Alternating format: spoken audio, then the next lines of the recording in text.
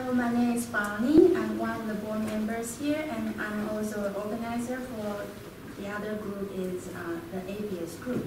So we are doing a lot of overlapping combined events here. So tonight's speaker is Glen Cannon, and the title of the presentation is The Evolution of the Nervous System and its Relationship to Behavior and Emotions.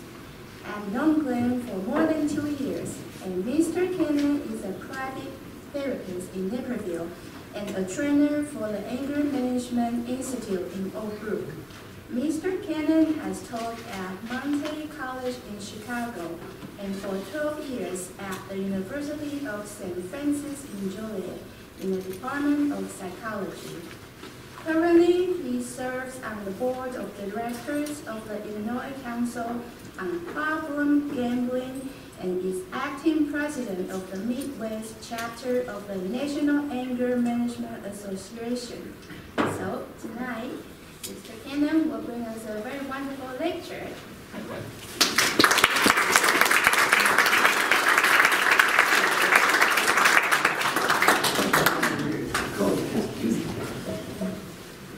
Can everybody hear me if I don't use the mic? Sure. Or do you need the mic to do the video? No, we don't have to have it. Okay. Just speak. All right. But I'd like to move around a little bit. But I'll start here and we'll go from there. Thank you very much for having me come out. It's an honor to be able to speak on Darwin Day. And I say it that way because when Bonnie first cornered me at a coffee shop before one of our meetings and asked me to speak on evolution, I said, okay. And I thought she had said that she wanted me to speak at the Darwin Awards. Now,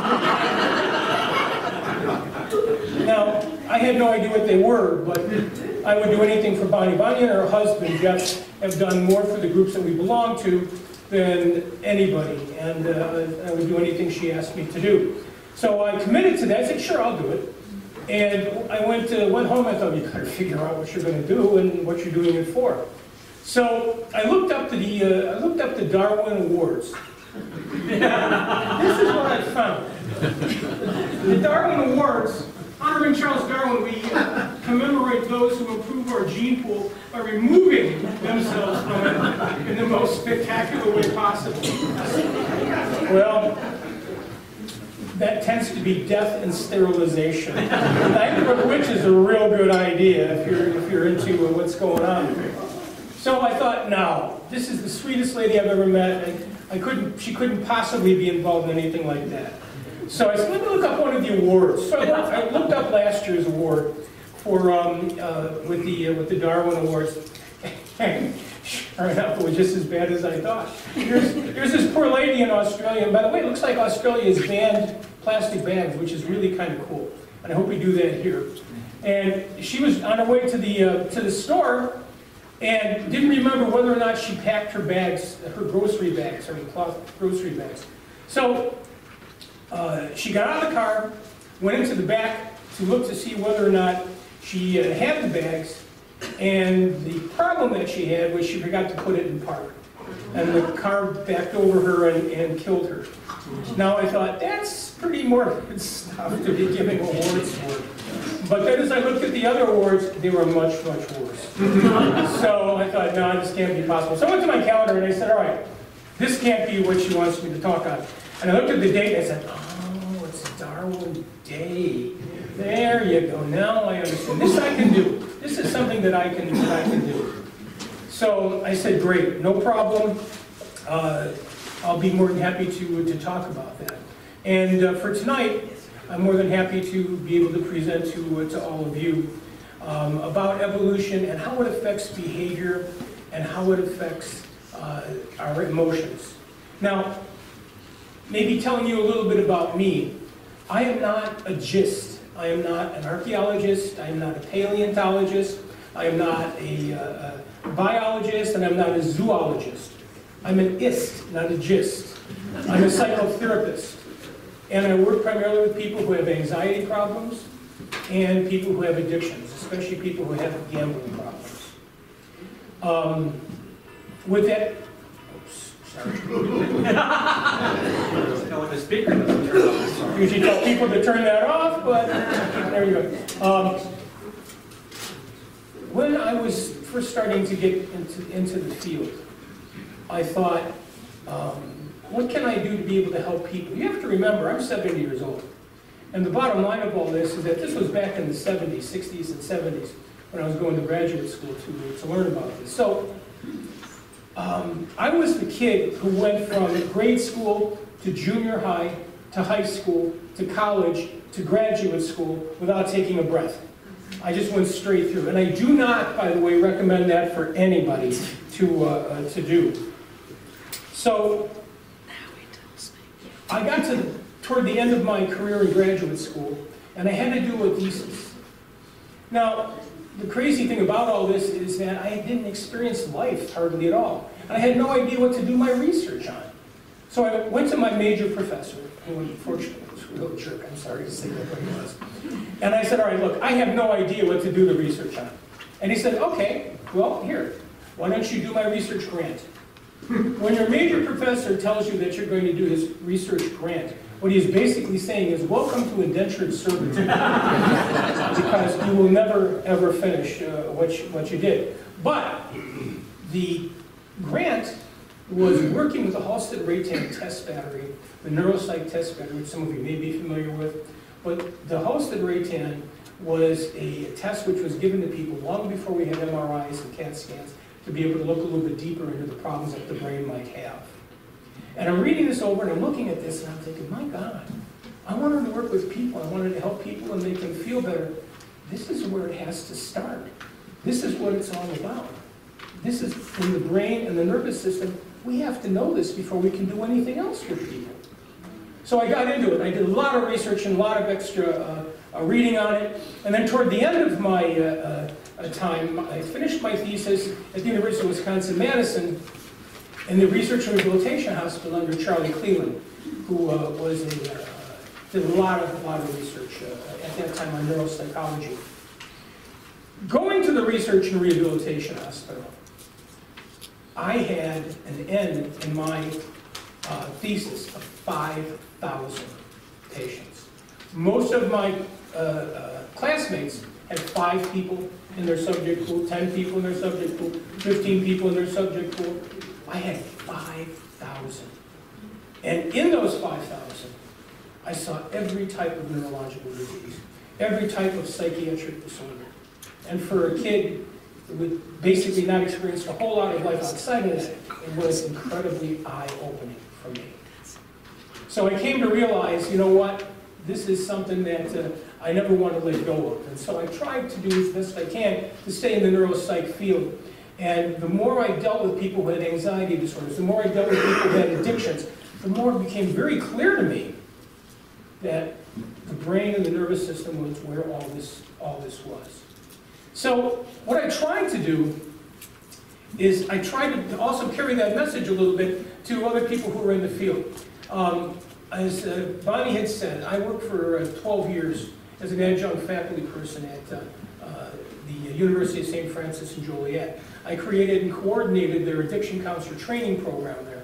And I was teaching an advanced psychology course, an advanced counseling course there to some of the students that were in the program.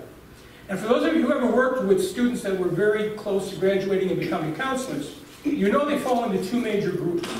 One group has read what's called the DSM-5, which is the Diagnostic and Statistics Manual of Mental Disorders of the American Psychiatric Association, and found themselves in every single diagnosis, figuring there's no use going on.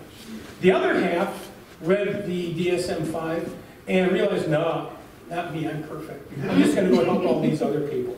Well, obviously, neither is true.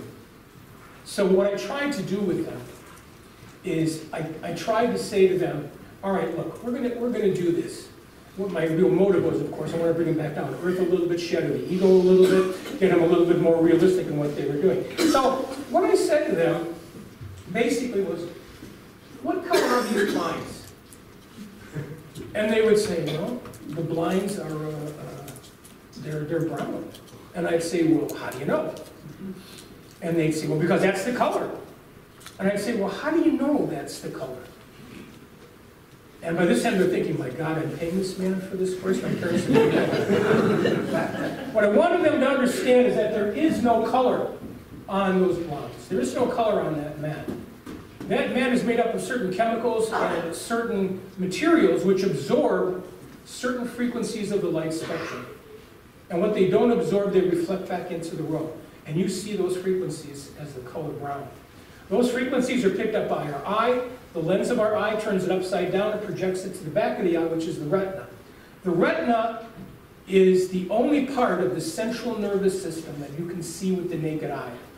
That's why when you go for your eye exam with your optometrist or ophthalmologist, he's standing there with his bad breath with that thing looking right directly into your eye. What he's doing is he's looking at the back of your eye. He's looking at the retina because he wants to make sure it isn't damaged. The retina is made up of millions and millions of receptors. They take those frequencies of light and they translate those frequencies of light into electrical energy. They transmit that electrical energy down the optic nerve, and it goes electrical, chemical, because what happens, see, is that you have in your head 100 billion brain cells, no two of which touch. And that always boggled my mind, how you can fit that much in one tiny little skull. So if they don't touch, how do you get messages back and forth? Well, what happens is, one nerve cell, the electricity travels through it. At the end of that nerve cell, there are little storage vessels. They're called vesicles. And as the electricity comes to that point, what happens is those vesicles move to the membrane. The membrane opens up and shoots those chemicals out into what was called the synapse. The synapse is the gap between the two nerve cells. And those chemicals are dopamine, serotonin, GABA, norepinephrine, and they send messages to the next nerve cell, which picks it up. We're going to see that in just a second. Picks it up and takes that chemical energy coming from the other nerve cell and converts it back into electrical energy. So you've got electrical, chemical, electrical, chemical, electrical, chemical, electrical, chemical, electrical, chemical, all the way to the back of the head, the occipital lobe, and the occipital lobe says, oh yeah, that's right, it's brown. But what these students needed to understand is that when they're sitting in front of a client and they're talking to that client about the problems that client has in their life, when they're talking to that client about the behavior that person manifests, and I work in anger management as well, and believe me, I see all kinds of behavior. They have to understand that they're not just talking to that person, they're talking to the brain and the nervous system of that person. And they need to do things which influence that. We'll see that a little bit later as well as we're talking. The thing that I do that absolutely freaks them out, I'll say, there is no color on this map. And I'll say, for those of you who see this as brown, no two of you, and no two of you in this room, see that color the exact same way. It's probably pretty close, but every one of your brains is different. Every one of your brains sends different messages throughout it. And so as a result of that, this is what happens. So one of the things that I learned is that if you look way, way back on the development of the brain and nervous system, all the way back to single cells, you begin to understand how behaviors and emotions changed in plants, in animals, as the developmental spectrum, as evolution took place, and animals became more and more sophisticated. And it's fascinating. It's absolutely fascinating. Before we get into that too deeply, though, I want to give you a framework that I work from. For those of you who had counseling, and I hope many of you have, I need money. What you need to know, I hope, is that the counselor that you're going to needs to have some framework of how people work. They need to have something they'll be looking for and working toward. I'm going to give you mine, kind of in a nutshell. And one of the reasons is because my idea of how people work comes from their neurological background. Living things, even plants, living things have two basic drives. The drive to survive and the drive to reproduce, and that's it. That's all it is. Everything else, our thoughts, our feelings, our behavior, everything else that we do is in the service of one of those two drives. The drive to survive or the drive to reproduce. In the skull, in the brain, as we just got done talking about, is incredibly complex and yet very simple. The brain has two functions: seeking pleasure and avoiding pain. And that's it. And that guides all behavior inside the individual. When one of those functions is interrupted, when one of those drives is threatened, the body sets out an alarm system. The alarm system is anxiety. Anxiety is a smoke detector, ladies and gentlemen, that's all it is. It's a warning signal inside the body that lets you know there's a threat. Threat for you to be able to survive, a threat for you to be able to reproduce. And it sets your body up to be able to deal with that threat. And that's the whole thing in a nutshell. Everything else is just window dressing for that. So where does Darwin come into all this? Well, as you can see, Darwin, in his theory of natural selection, helped to explain the growth and development of the brain. And we'll see how that progressed, and we'll see where that came from as we talk tonight. But most importantly for me, maybe not for you, but for me, because I know we have a lot of scientists in here. And by the way, I apologize if anybody is here looking for any deep scientific insights into evolution. Probably not going to get that from me. I'm not a scientist per se. But if you're interested in how evolution affects your emotions and your behavior, you may be okay with the lecture tonight. But what's really important is, what's especially valuable is Darwin's work relative to neuroscience and his inclusion of behavior among the traits shaped through evolution. And what we're going to be seeing too as we go on is how other psychologists and philosophers built onto his theories and were able to give us a framework and an insight into what was going on. So let's take a look. Let's take a look way back. And let's start with just a single cell.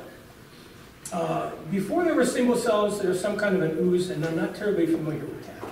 But once cells began to form and had a membrane around them, then they began taking on the shape that we've become familiar with now.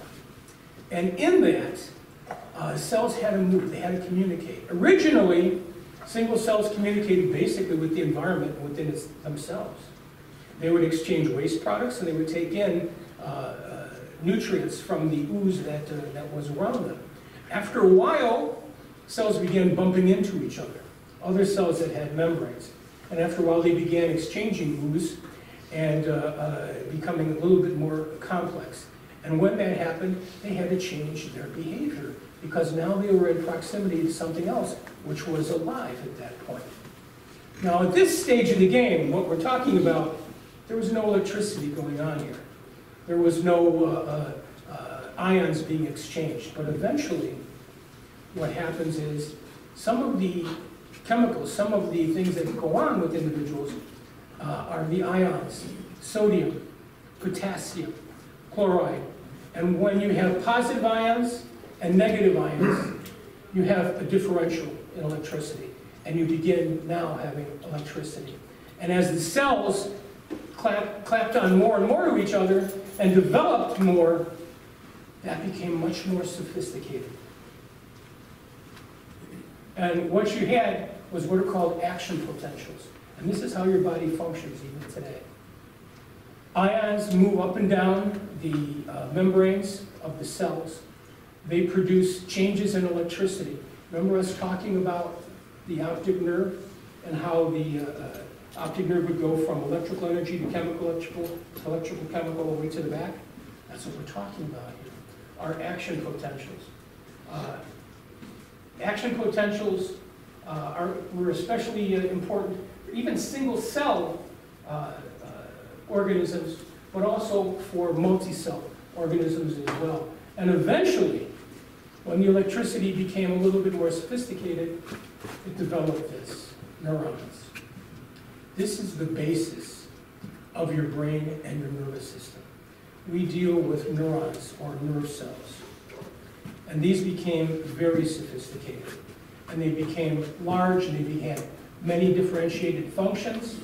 And as this is going on, the organisms that are able to evolve this are becoming more and more sophisticated. Evolution is jumping and jumping and jumping, providing more and more better function, moving us toward where we are today. This is a typical neuron. This is what happens inside of you right now, too. Typical neuron has three basic parts, many other little parts as you can see, but three basic parts. It has dendrites. Remember we said that when the optic nerve was receiving chemicals from the other nerves that were in it, those chemicals hit those dendrites. And those dendrites have what are called receptor sites on them. And the chemicals, the dopamine, the serotonin, the norepinephrine, hit those and form an electrical potential, an action potential. And what happens then, it does one of three things to the cell. It either stimulates it to fire, it inhibits it so it can't fire, or it stays in the receptors and does absolutely nothing.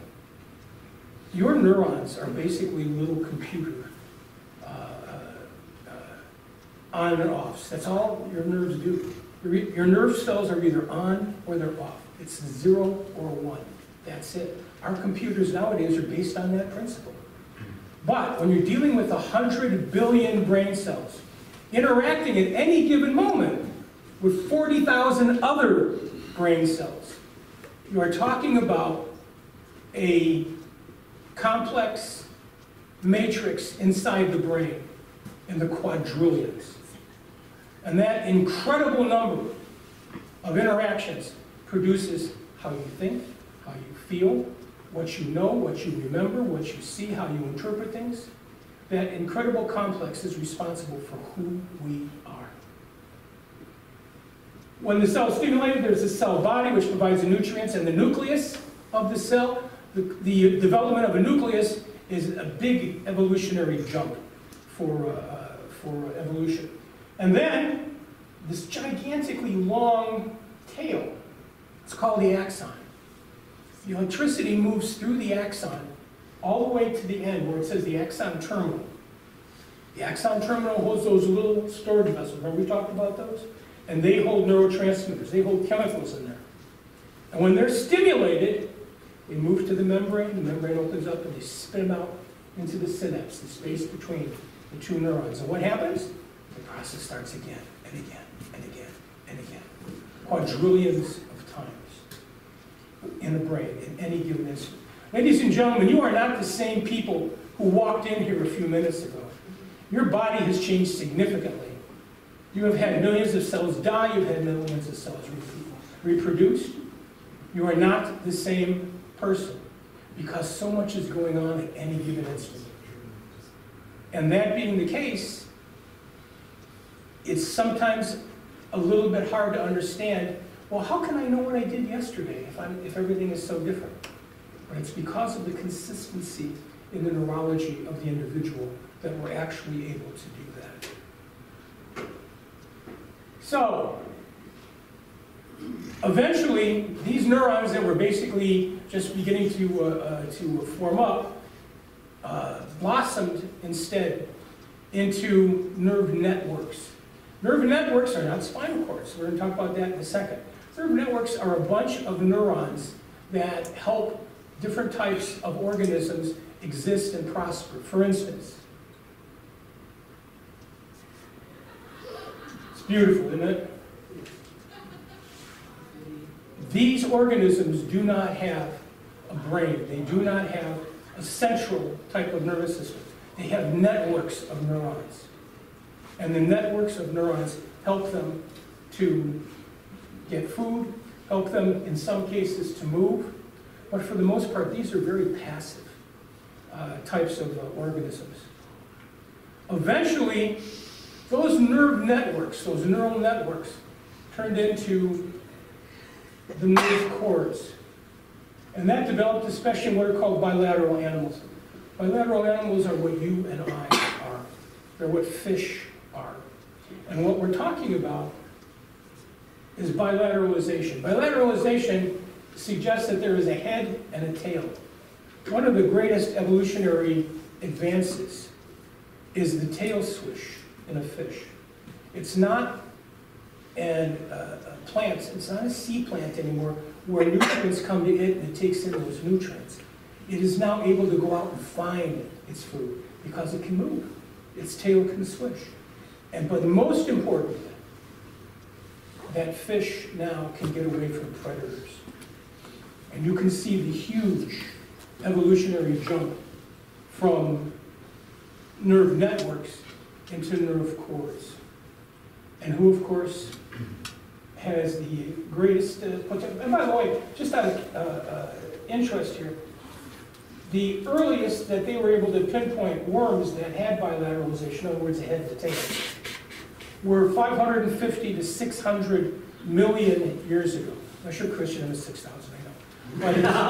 But it's basically that far in our development, that far in our evolution. And the bilateralization eventually led to cephalization and the evolution of the brain.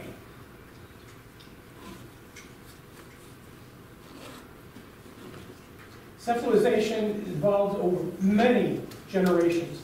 It was the evolutionary process that formed the mouth, sense organs, and nerves that became concentrated in the front end of the animal. As such, a head was produced, and you could have a brain inside of that head. And all of a sudden now, we've made a gigantic evolutionary jump. All different types of animals have all different sizes of brains, but the brains do some very different things and have very different functions. For instance, if you note the tubes, those are the olfactory lobes in the brain. Those are the smell lobes in the brain. Lower animals tended to need and to depend more on the sense of smell than they did on vision or hearing or touch. Now, look at the human brain.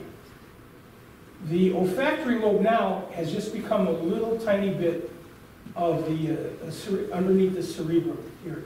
But this is the part of the individual that we deal with most. If you notice, you have the spinal cord coming up. Spinal cord has been around evolutionary-wise for a very, very long time. But now, the spinal cord hits the medulla, which attaches it to this part of the brain. The medulla is responsible for our heartbeat and our respiration. It's an extremely important organ. Without the medulla, we can get into some significant trouble. So we watch very carefully to make sure that there is no injury to the medulla, because that again interferes with circulation and with respiration. But as the organism develops, we've also got the cerebellum. The cerebellum is responsible in itself for the balance, coordination, being able to stand, being able to sit.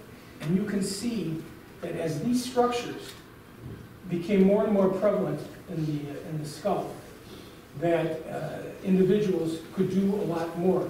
Movement, speech with the cerebellum, breathing, heartbeat in the medulla. And something that we deal with, that I deal with in my practice a great deal, is this area of the brain. That area of the brain is called the limbic system. And the limbic system is made up of the amygdala, the hypothalamus, the thalamus, not the pituitary, but why is that important to my practice? Well, this is the area of the brain which is responsible for fight and flight.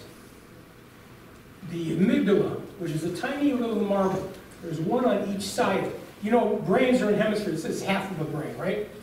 The other half of the brain also has a tiny little a marble in it, which is called the amygdala as well. But what we have here is a part of the brain which is responsible for emotional memory. Good things and bad things. And now, since animals have become much more sophisticated, the amygdala now is much more important. And why is it more important? Because it's in the amygdala that we sense a threat. a threat to our ability to survive, a threat to our ability to reproduce. And when that happens, the amygdala goes into its mechanism. It contacts the hypothalamus and says, we got a threat here. The hypothalamus then contacts the pituitary gland. The pituitary gland sends a signal down to the adrenal glands on top of our kidneys. The adrenal glands secrete a hormone, and this is the interface between the neurological part of people and the endocrine part of people. It injects a hormone called cortisol. And cortisol is called a stress hormone. Cortisol facilitates the release of epinephrine and norepinephrine. Epinephrine and norepinephrine are adrenaline and noradrenaline. And when that adrenaline is released, the heart starts to pump.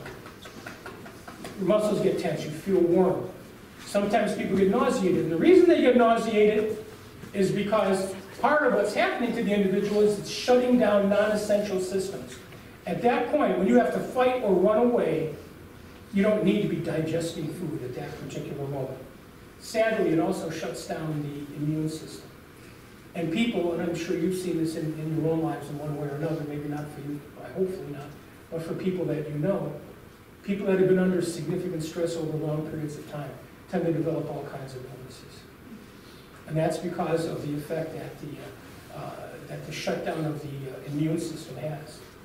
I had a wonderful department chair who was a very healthy lady, extremely healthy lady. And her husband's mother passed away right around the time that her teenage daughter disappeared. The husband had to go down to Texas to deal with the death of his mother. And while they were down there, while he was down there, they found the daughter's body in the Cal-Sag Canal, beaten and murdered. My department chair had to go down and identify the body. Can you imagine what that would be like? That would be absolutely devastating. We have a loss of a mother-in-law and mother for the husband. We have a daughter not just being dead, but the way that she died. And we have a woman now having to deal with all that on her own until her husband could get back and deal with it. It's a very healthy lady. She was dead in 3 months. She developed cancer and died. And no one is ever going to convince me that it wasn't because of the absolute insanely tough stress that she was involved with. I remember going to her wake. She had 3 little boys in addition to the teenage daughter, and sitting there watching these 3 little boys standing by the casket, just shaking. Can you imagine what it's like? They lost their grandmother, they lost their sister, and they lost their mother, all in a span of a few months. It's an awful, awful situation. That's how the brain can affect us. That's what it can be. But the amygdala also does something else which is important. And that is when the amygdala says, oh my God, there's a threat, we've got to do something about this, and starts the fight-flight response, it shuts down the outside part of the brain. The outside part of the brain, the cerebrum, especially the cortex, which is the outside part of the brain, is where we do our thinking, where we do our reasoning, where we put things together, especially this part of the brain, which is called the prefrontal cortex. In the prefrontal cortex is where our judgment and our impulse control is housed. The amygdala shuts that down for expediency's sake. How many of you in this, don't raise your hand. How many of you in this room have had a situation where someone insulted you or said something really offensive to you, and all you could get out was, or something really stupid? And then a half an hour later, it's like, oh, why didn't I say this, and this? Why didn't I do that? Well, that's because you couldn't do that. Your brain that told you to do that before was shut down, and now it's coming back, and you can use it. So don't beat yourself up too bad over that. The part that concerns me also with this is that when the amygdala shuts down the cortex, and the body is basically in a fight-flight stance, dealing with some type of a threat, we can't make decisions like we needed to make decisions. We can't say, I'm not going to punch this guy in the nose who just insulted me. That part of the brain which would tell you not to do that has been put to sleep now. And as a result of that, we tend to be more prone to doing things that we would never imagine doing if we hadn't been in a crisis situation like that. And never do later on. How many times have you heard in police reports or on the television or on the radio that how remorseful a person was after they did something really, really heinous? Well, sometimes that's baloney, of course. But sometimes that's also because the individual really wasn't thinking, really wasn't making good judgments because they were so angry. Something you should know, we're going to be talking about a little bit later as well with other emotions. But people are afraid of anger. There's absolutely nothing wrong with anger. Anger is an emotion. You have no emotions inside of you that aren't okay. Even hate and fear and jealousy. If they didn't provide something for you, they wouldn't have survived the evolutionary process. They are there to tell you something. And we'll talk about this again when we talk about emotional intelligence in just a little bit. But don't be afraid of anger. Anger is an emotion.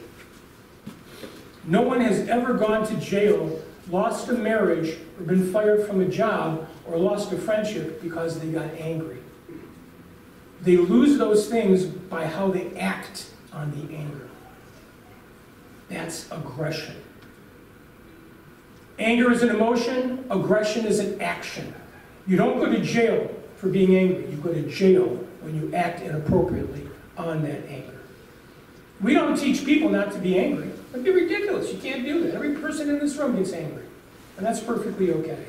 We teach people how to deal with it when they become angry.